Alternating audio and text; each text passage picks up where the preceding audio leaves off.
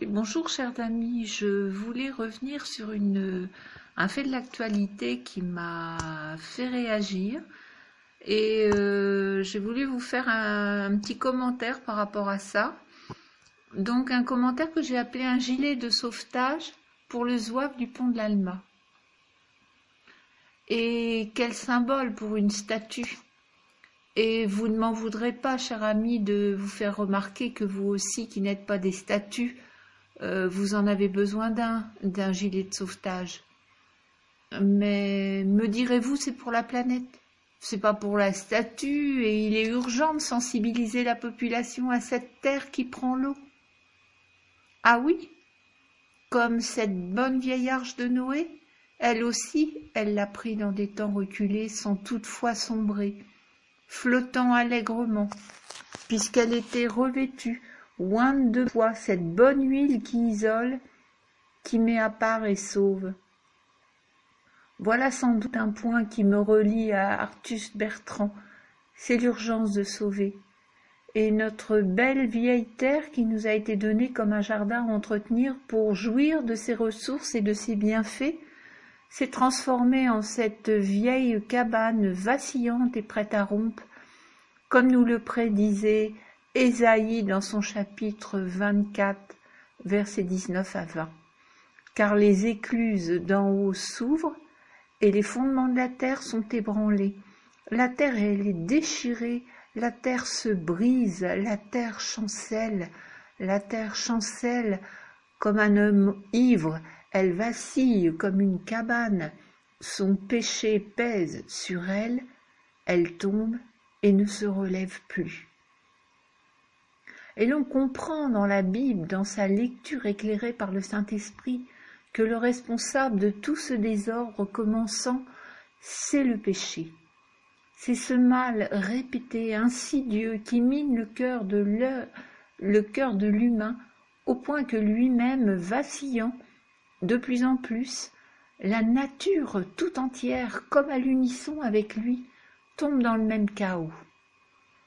Et je veux là vous rassurer, je ne suis pas l'oiseau de mauvaise augure venu pour vous miner le moral, je vous écris pour vous transmettre que Dieu, dans son amour, a pourvu un magnifique gilet de sauvetage, et ceci depuis des millénaires. Ne lisons-nous pas dans la Genèse que Dieu couvrit nos ancêtres de peau de bête? Dites-moi, quel gilet, celui de la victoire promise sur le péché et de son père le diable?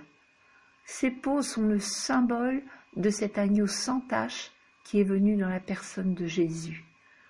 À noter quelques versets plus haut qu'Adam et Ève s'en sont faits eux-mêmes en feuillage, et là aussi l'humain veut avec ses moyens compenser la chute et ses conséquences, mais ce ne sont pas des moyens spirituels, ils sont dénués de force.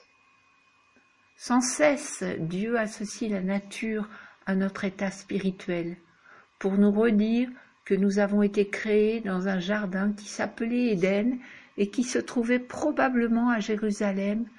Avant que les continents soient séparés par les océans, il y avait ce qu'on appelle la Phangée, et l'on trouve dans Genèse 10, 32, « Telles sont les familles des fils de Noé selon leur génération, selon leur nation, et c'est d'eux que sont sorties les nations qui se sont répandues sur la terre après le déluge. » Inversement, l'Épître aux Romains au chapitre 1, au verset 18 à 24, nous parle de cette création que l'homme n'attribue pas à Dieu, reniant la divinité pour en faire des effets du hasard et des planches de la théorie de l'évolution.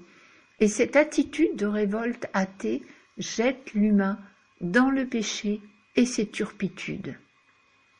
Continuellement, au moment de son passage terrestre, le Seigneur fait appel à cette nature tout entière à son service. Mers, animaux, arbres et même la terre. Comment peut-on croire de nos jours que l'humain est en dehors de cette nature et que son comportement, même s'il devient incontrôlable et en complète opposition aux lois divines, n'engendrera pas un déséquilibre de son milieu naturel. Nous ne sommes pas des êtres de l'espace, nous sommes des glébeux, c'est-à-dire formés de la terre, vivant sur elle, et nous devons l'assujettir comme Dieu nous demande aussi de dominer sur le péché en Genèse chapitre 4, verset 7. Mes chers amis, je vous lance moi aussi cet appel urgent. As-tu revêtu ton gilet de sauvetage? As-tu ce vêtement de grâce qui te servira d'arche quand ce qui arriva du temps de Noé arrivera de même à l'avènement du Fils de l'homme? Ce sont des paroles de Jésus relatées en Matthieu chapitre 24, verset 37. Il nous prévient, il nous annonce aussi, pour revenir à notre zouave avec son gilet de sauvetage, que sur la terre, il y aura de l'angoisse chez les nations qui ne sauront que faire au bruit de la mer et des flots. Et cette parole est relatée dans Luc, chapitre 21, verset 25. Ce monde et ces grands de ce monde regardent en arrière. Leur vision est passéiste, mais nous regardons vers le ciel, et d'où ne viendra la délivrance, d'où le Seigneur reviendra. Rejoins-nous.